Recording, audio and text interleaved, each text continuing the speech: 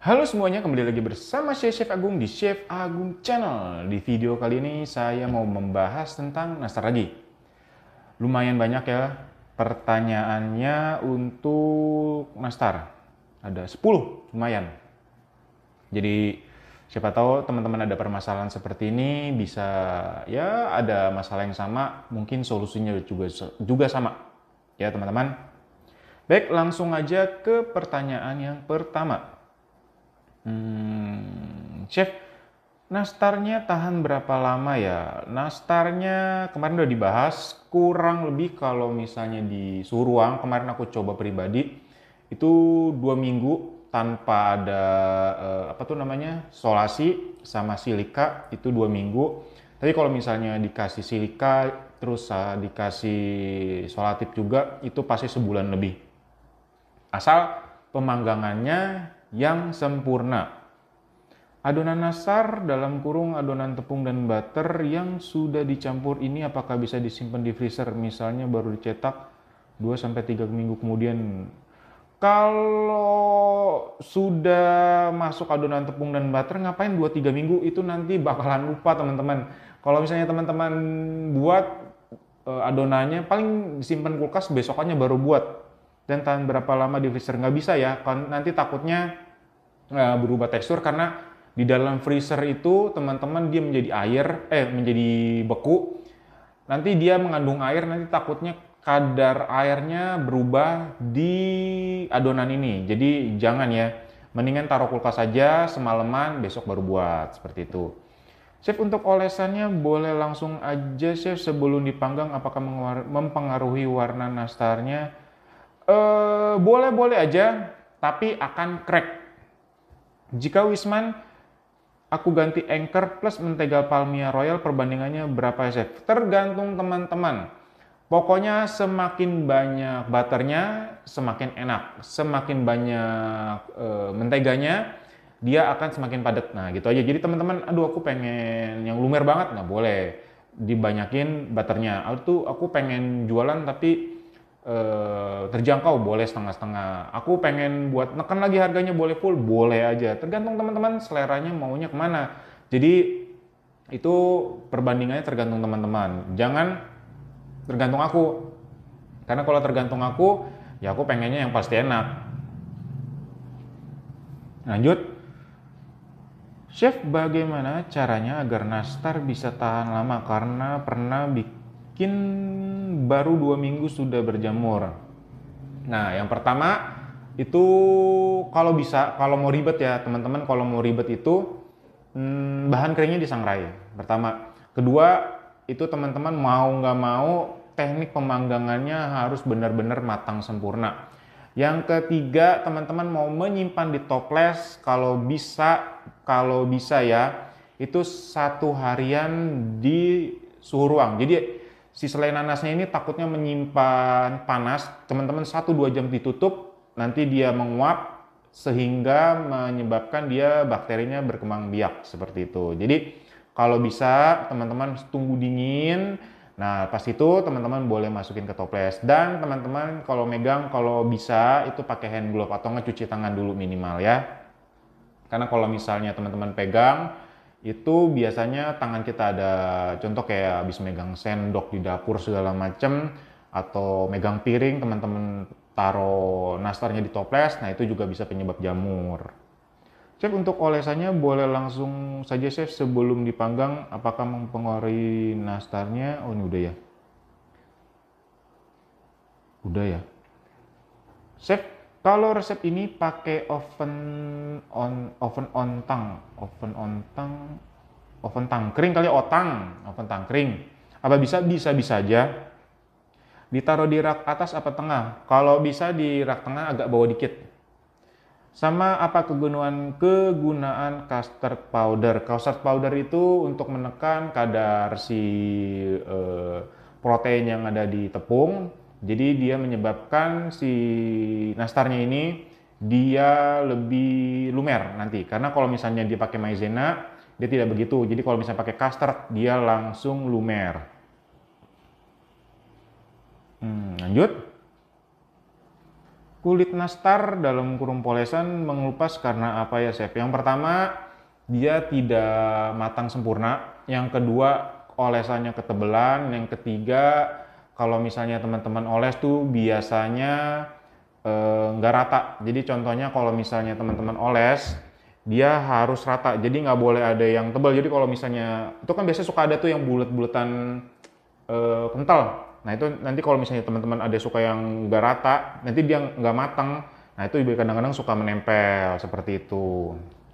Tapi kalau untuk yang tidak rata itu jarang banget ya terjadi, karena kalau misalnya aku yang kemarin itu biasanya karena butiran si telurnya ini sudah lama, jadi kadang-kadang suka dipoles, dia suka ada gumpalan-gumpalan seperti itu, tapi itu jarang banget terjadi. Malam Chef, untuk custard powdernya misalkan diganti dengan susu bubuk, boleh? Nggak boleh, nanti tidak lumer. Yang pertama. Yang kedua, teman-teman itu pasti akan tidak begitu lumer.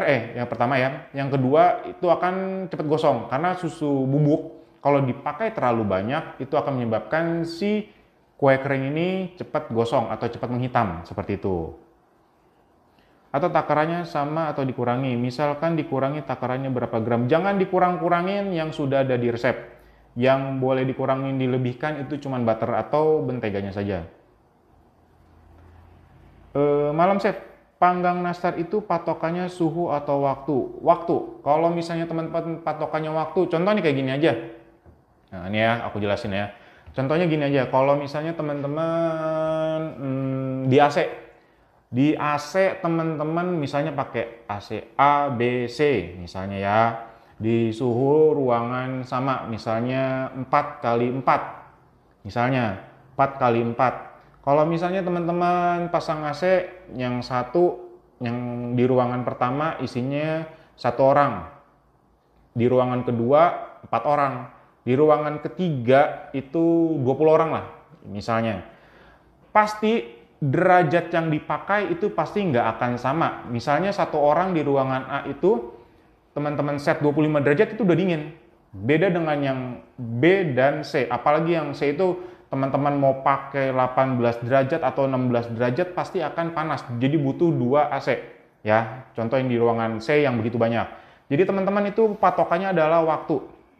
Sama kalau ibaratnya kalau misalnya teman-teman patokannya udah nih kan aku udah 18 derajat pakai yang ruangan C, itu akan beda. Jadi jangan pernah patokannya itu sekarang suhu, patokannya waktu. Jadi teman-teman lihat aja belakangnya ya, belakang si nastar ini kalau misalnya dia sudah coklat di pas 30 menit, nah berarti itu suhunya pas. Tapi kalau misalnya di 10 menit dia udah gosong, nah berarti kecilin. Terus kalau misalnya dia kelama, misalnya dia udah 30 menit masih pucat aja, nah tadi bisa dibesarkan seperti itu. Karena oven listrik saya bisa manggang selama 1,5 jam baru matang dengan suhu 200 derajat. Ini sebentar. 1,5 jam itu kue atau cookies? Kalau cookies 1,5 jam itu berarti suhunya error. Kenapa ya Chef kulit nastar pecah keesokan harinya? Kalau keesokan harinya pecah, biasanya ya itu tadi penyebabnya, aku juga pernah mengalami itu olesan kuning telurnya. Kalau misalnya ini ya biasa di aku ya, itu biasa kuning telurnya dia nggak matang sempurna. Jadi pada saat si nastarnya ini kering, dia akan mengretak. Jadi kulitnya itu yang lapisan itu nanti akan retak. Kalau oles 1 kali aja boleh olesan. Kalau oles 1 kali aja boleh oles tebalan nggak sih? 1 kali aja cukup. Kalau 1 kali itu tergantung teman-teman.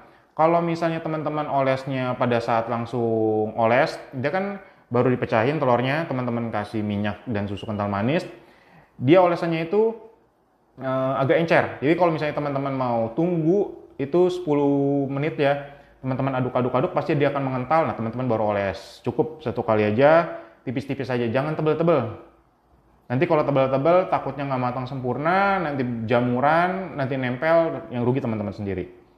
Untuk isian nanas yang dari kulkas, apakah sebaiknya ditunggu suhu ruang atau dingin-dingin isiin ke kulit nastar? Kalau aku dingin-dingin langsung. Jadi itu untuk menjaga si nastarnya ini, kulitnya ini tidak begitu cair pada saat nanti di oven. Thank you chef, udah sip. Chef, untuk olesan nastar pakai yang egg gloss apa perlu ditambahin minyak dan susu? Kalau yang untuk olesan nastar itu tergantung di resepnya ya masing-masing ya. Ada yang perlu ditambah telur, ada yang bisa langsung pakai aja, tapi biasa rata-rata itu harus ditambahin kuning telur yang alami ya biasanya. Kalau tambah minyak dan susu kayaknya nggak perlu. Biasa rata-rata kayak Tofiko segala macem itu cuman pakai telur aja cukup. Nanti tinggal lihat di resep di belakangnya itu ada, teman-teman bisa lihat sendiri. Di tempat saya nggak ada telur omega.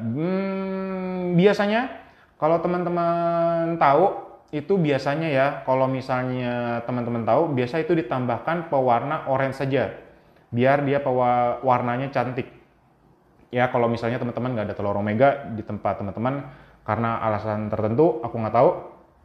Jadi teman-teman bisa kasih pewarna. Jadi cuman satu resep aku tuh kayaknya 2-3 tetes cukup ya teman-teman ya. Jangan terlalu banyak, takutnya nanti mengandung air, repot juga. Jadi 2-3 tetes aja sal oren, nah cukup. Jadi jangan terlalu banyak juga. Ya teman-teman, ini ada 10 pertanyaan, sudah terjawab semua. Baiklah semuanya, terima kasih yang sudah menonton video ini. Sampai jumpa di Q&A selanjutnya. Terima kasih semuanya, salam sehat selalu.